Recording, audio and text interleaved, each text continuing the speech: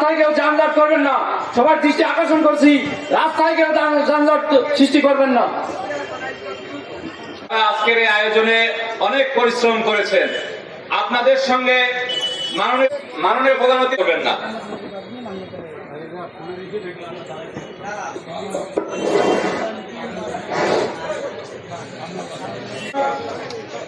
জনাব মিজানুর রহমান খন্দকার, সহকারী অধ্যাপক।